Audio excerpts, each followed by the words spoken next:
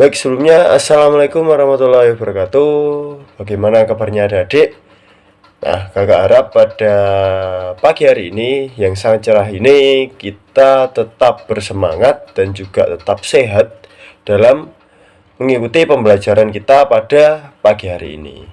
Nah, sebelumnya kakak akan memperkenalkan diri. Nama kakak Muhammad Iqbal Falih dari Universitas Trunojoyo Madura. Nah, jadi pada kesempatan kali ini kita akan belajar di kelas 4 tema 6 subtema 2 pembelajaran 1 ini tentang metamorfosis.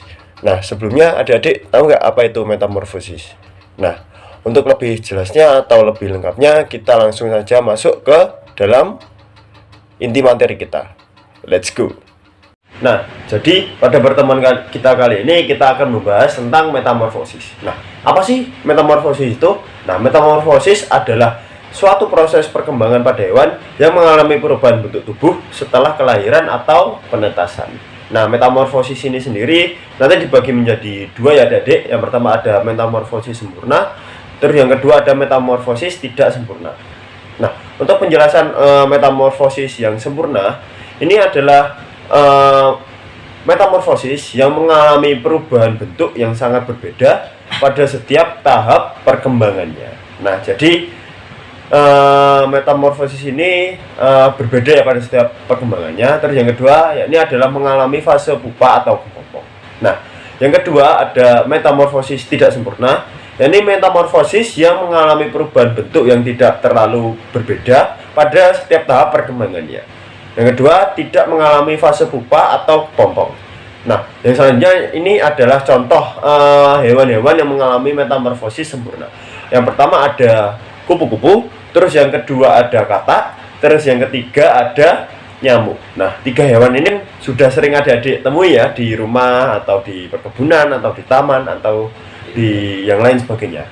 Nah, untuk yang pertama adalah metamorfosis kupu-kupu yang dimulai dari tahap telur, terus yang kedua di tahap ulat, terus yang ketiga di tahap kepompong, terus yang terakhir ini sudah menjadi kupu-kupu dewasa, begitupun seterusnya. Begitupun seterusnya nanti dari telur lagi, ulat lagi, kepompong lagi, kupu-kupu lagi, begitu seterusnya ya adik-adik. Terus yang pertama ada tahap telur. Nah, di sini kupu-kupu berkembang biak dengan cara bertelur. Nah, telur kupu-kupu ini sendiri menetas kurang lebih 3-5 hari. Terus yang kedua ada telur. Yang kedua maksud saya ada ulat. Nah, di sini telur menetas menjadi ulat atau larva yang aktif mencari makan. Nah, terus yang ketiga ada tahap kepompong. Nah, di sini ulat berubah menjadi pupa atau kepompong yang tidak bergerak dan melekat pada bagian pohon. Nah, mungkin untuk kepompong adik-adik sudah pernah melihatnya entah di taman, di perkebunan atau di tempat lain sebagainya. Nah, jadi kepompong ini merupakan tahap akhir untuk menjadi kupu-kupu dewasa. Nah, yang terakhir ada kupu-kupu dewasa. Nah, setelah beberapa hari kepompong akan berubah menjadi kupu-kupu yang sangat indah. Nah, untuk yang selanjutnya ini ada metamorfosis katak. Nah, metamorfosis katak ini bagian pertamanya atau tahap pertamanya masih sama ya. Ada tahap telur, terus yang kedua ada berudu, terus yang ketiga ada berudu berkaki, terus yang keempat ada katak berekor, terus yang kelima ada katak dewasa. Nah, ini merupakan bagian-bagian atau tahapan-tahapan metamorfosis katak.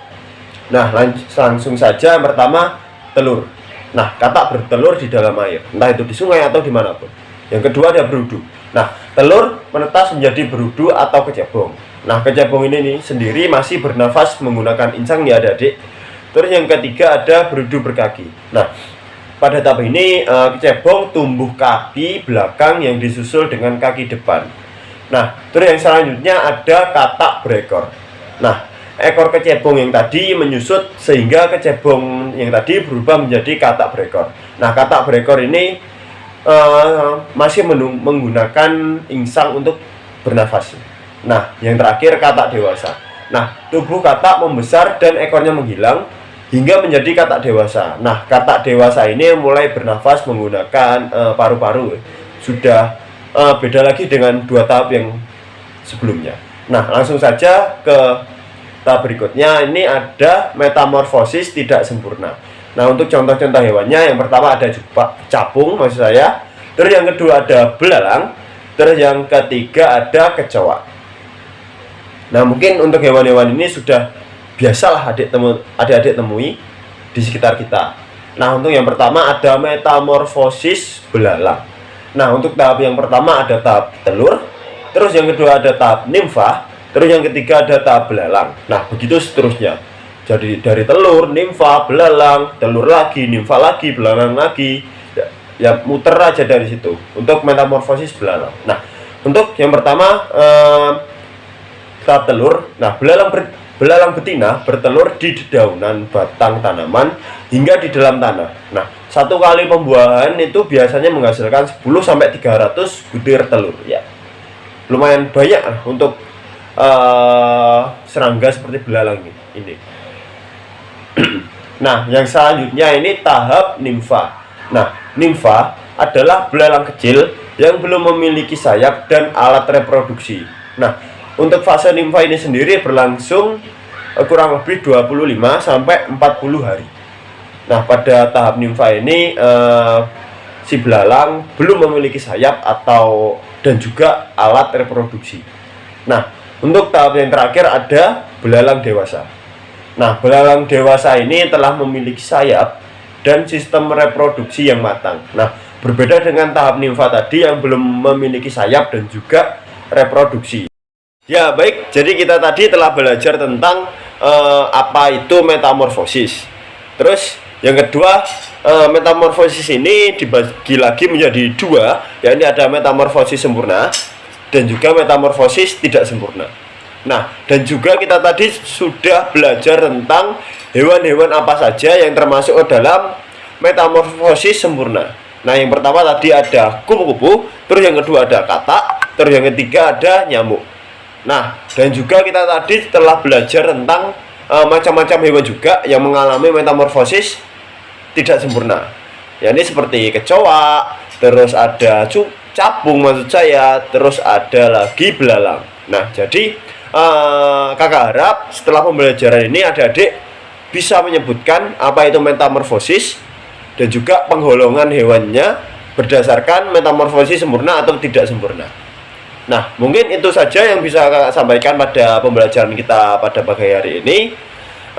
Kurang lebihnya mohon maaf kalau ada salah-salah kata, kakak minta maaf yang sebanyak-banyaknya. Kurang lebihnya mohon maaf. Wassalamualaikum warahmatullahi wabarakatuh. Dadah.